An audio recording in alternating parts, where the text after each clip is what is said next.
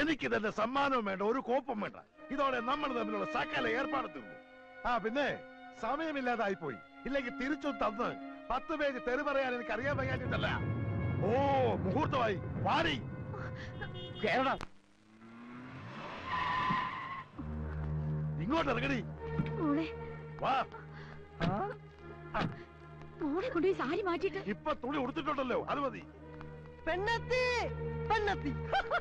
ഞാൻ പറഞ്ഞില്ലേ മുതലാളി മിടുക്കനാണെന്ന്. എങ്ങനെയെങ്കിലും പെണ്ണിനെ ഒപ്പിച്ച് മുഹൂർത്തത്തിന് മുമ്പ് എത്തുമെന്ന്.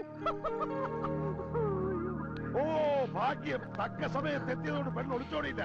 സമയമായി, ചെന്നിരിക്കണേ മണ്ഡപത്തിലേക്ക്. എന്താണോ നോക്കിയിരിക്കണേ, ഊതടോ. എന്നാ കെട്ട് നടത്തിയേക്കാം. നിർത്തണോ?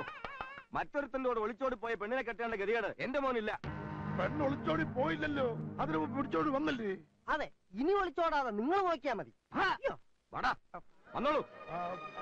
അതെ അതെ, ഞാൻ പറയുന്നത് നിന്റെ മനസ്സിനകത്ത് ഇങ്ങനൊരു ആഗ്രഹം ഉണ്ടായിരുന്നെങ്കിൽ നേരത്തെ പറയാമായിരുന്നില്ലേ? ഞങ്ങളത് നടത്തി തരായിരുന്നില്ലേ? ഓടി വളർന്നു.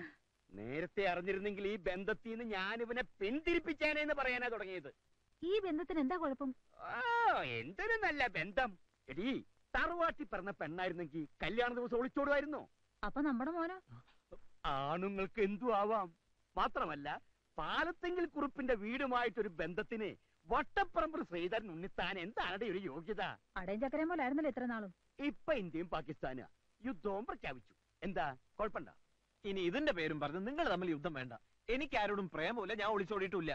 പിന്നെ അവളുമായിട്ട് എന്തിനാ നീ സ്റ്റേഷനിൽ ചെന്നത്? അതെന്നോട് ചോദിക്കരുത്.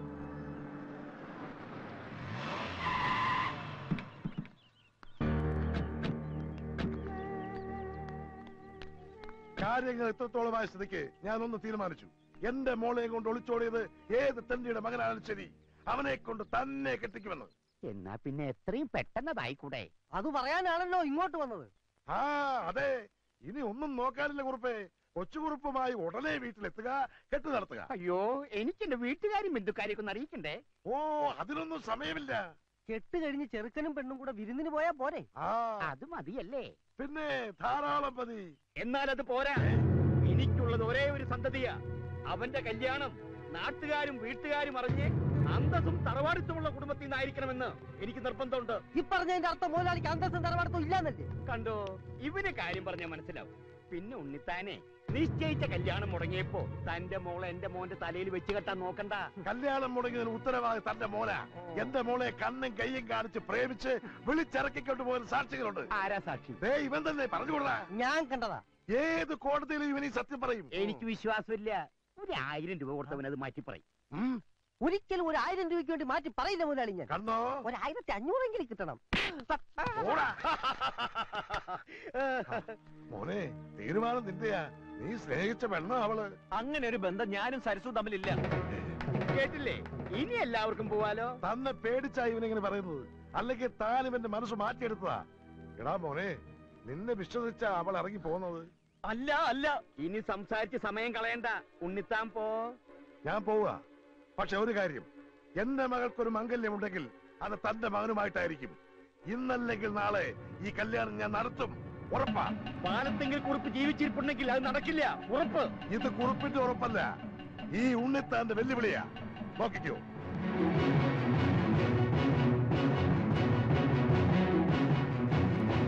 അപ്പച്ചൻ പോയ പിന്നെ ഭക്ഷണ ഹോട്ടലിൽ നിന്നാ. ഇവിടുത്തെ എല്ലാ കാര്യങ്ങളും നോക്കുന്ന അപ്പച്ചനാ. എന്റെ ഓരോ ഗേൾഫ്രണ്ട്സിന്റെ ഫോൺ നമ്പർ അപ്പച്ചന് ബൈഹാത്താ. ഗേൾഫ്രണ്ട്സിന്റെ കാര്യത്തിലൊക്കെ അപ്പച്ചൻ ഇടപെടും. പിന്നെ സത്യത്തിൽ എന്റെ മിക്ക ലൈനുകളും ക്ലിയർ ആക്കി തരുന്ന അപ്പച്ചനാ. ഞങ്ങള് കൂട്ടുകാരെ പോലെ. നല്ല അപ്പച്ചൻ. അപ്പച്ചനായിരിക്കും.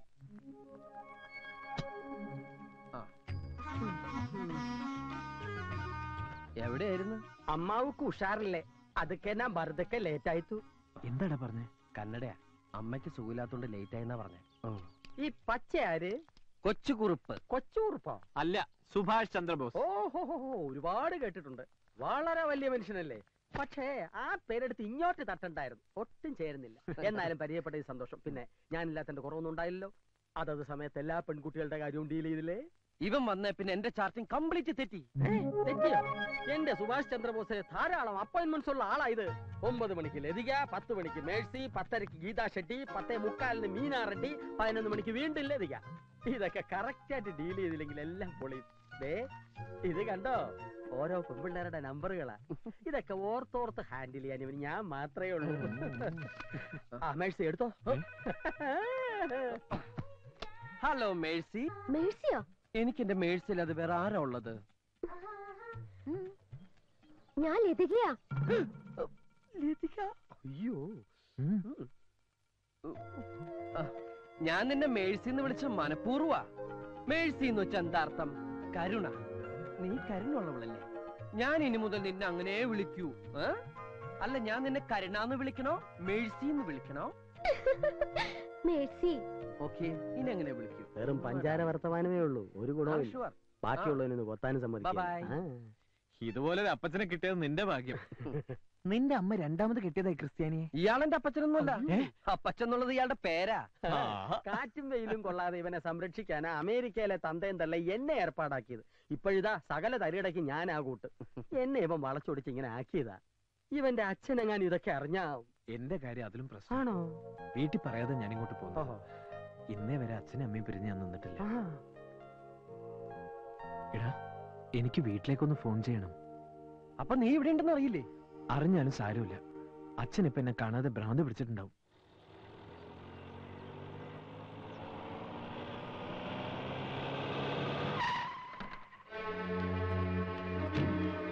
ഉണ്ണിത്താനെ ഇറങ്ങി വാടോ.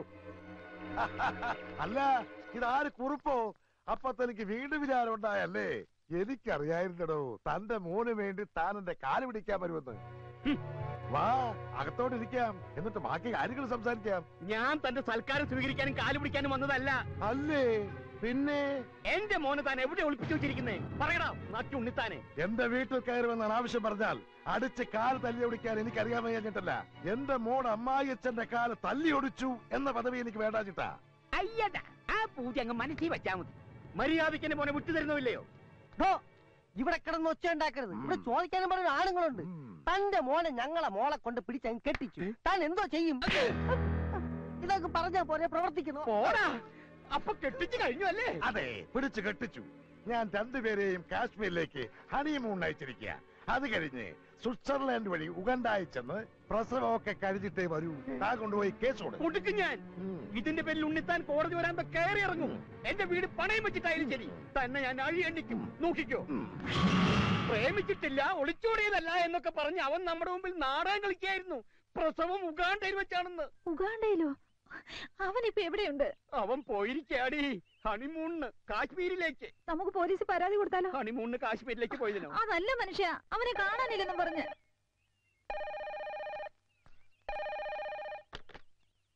ഹലോ അച്ഛാ, ഞാനാ. എടി അവനാ. അച്ഛൻ എന്നോട് ക്ഷമിക്കണം. ഞാൻ ചെയ്തത് തെറ്റാണെന്ന് എനിക്കറിയാം. കഴിഞ്ഞു, ഉറപ്പായി. അവൻ മാപ്പ് പറയാ. നിങ്ങളിപ്പോ എവിടെയാ? കാശ്മീരിലാ? ഞാൻ ബാംഗ്ലൂരിന്നാ. ബാംഗ്ലൂരോ? ആ, ഹണിമൂണിന് പറ്റിയ സ്ഥലാ. അത് കഴിഞ്ഞ് ഉഗാണ്ടയിലേക്ക് എപ്പോഴാ? അച്ഛൻ ആരുടെ കാര്യം പറയുന്നത്? എന്നാലും ആ ഉണ്ണിത്താന്റെ മുമ്പിൽ നീ എന്നെ തോൽപ്പിച്ച് കളഞ്ഞല്ലോ. ആട്ടെ, സരസുവിന് സുഖാണോ? സരസോ? അപ്പൊ സരസുവായിട്ടല്ലേ നീ പോയത്? സരസുവിനെ കെട്ടാതിരിക്കാനല്ലേ ഞാൻ ഇങ്ങോട്ട് പോകുന്നത്. അച്ഛന് വട്ട എന്നാ തോന്നുന്നു. ഞാൻ കേട്ടു, വട്ട് നിന്റെ തന്തയ്ക്കാടാ. സ്വന്തം മകന്റെ തന്തയ്ക്ക് വിളിക്കുന്ന തന്ത. അച്ഛാ, ഞാൻ അനിയൻകുട്ടിയാണ്. ദേ അവിടുന്ന് വേറൊരുത്തിന് അച്ഛാന്ന് വിളിക്കണു. നീ ആരാ മോനെ? ഏത് വകുപ്പാ? ഞാൻ കൊച്ചുറുപ്പിന്റെ സുഹൃത്താ, ഇന്റിമേറ്റ് ഫ്രണ്ടാണ്. എന്റെ വീട്ടിൽ ഇവൻ സുഖമായിട്ട് ഇരിപ്പുണ്ട്. അച്ഛൻ ഒന്നുകൊണ്ട് പേടിക്കണ്ട. നിനക്ക് പെങ്ങന്മാരും വല്ലവരും ഉണ്ടോ? ഞാൻ ഒറ്റ മോനാ. അവിടെ വേലക്കാരി ഉണ്ടോ? തെറ്റിദ്ധരിക്കല്ലേ, അവന്റെ ജാതകത്തിൽ ഒരു ഒളിച്ചോട്ടം പറഞ്ഞിട്ടുണ്ടേ. ഇവിടെ പെണ്ണുങ്ങളാരും ഇല്ല, ഞങ്ങള് മാത്രമേ ഉള്ളൂ. ഞങ്ങൾ ഇവിടെ കുറച്ചു ദിവസം അടിച്ച് പൊളിക്കാൻ പോവാ. അടിച്ചു പൊളിക്കാനോ? നീ അവന്റെ ഫോൺ കൊടുത്തേ. കൊടുത്തേ. ഹലോ. തൽക്കാലം നീ മാറുന്നത് നന്നായി. പക്ഷേ അവന്റെ കൂടെ അടിക്കാനും പൊളിക്കാനും ഒന്നും നടക്കണ്ട. നിന്റെ അഡ്രസ് ഒന്ന് പറഞ്ഞേ. Address house number 33 6th Avenue, Gowda street, ബാംഗ്ലൂരാ. എന്നാ എന്റെ പൊന്നുമോൻ ഫോൺ വെച്ചോ. വെറുതെ അവനെ തെറ്റിദ്ധരിച്ചു. പക്ഷേ അവനോട് ഒറ്റയ്ക്കാണെന്ന് അറിഞ്ഞപ്പോ പേടി കൂടി. അവന്റെ കൂട്ടുകാരുടെ അടിച്ചു പൊളിക്കാരനാ. നമ്മുടെ മോൻ വഴിതെറ്റാൻ ആ കൂട്ടുകാരൻ ഒരുത്തം മതി. നാടും വീടും വിട്ട് ശീലമില്ലാത്ത കുട്ടിയാ. ബാംഗ്ലൂരിലെ നമ്മുടെ മേനോനെ വിവരം അറിയിച്ചാലോ? മേനോന്റെ ഒരു കണ്ണുണ്ടാവും. കണ്ണു മാത്രമാക്കണ്ട, അവൻ ഇനി മേനോന്റെ വീട്ടിൽ താമസിച്ചാ മതി. അവിടെ ഒരു പെൺകുട്ടിയില്ലേ? ഉണ്ട്, മേനോന് ഒറ്റ മോളാ. അവിടെ താമസിച്ച അങ്ങനെ വല്ലതും സംഭവിച്ചാ എനിക്ക് സന്തോഷായിടി.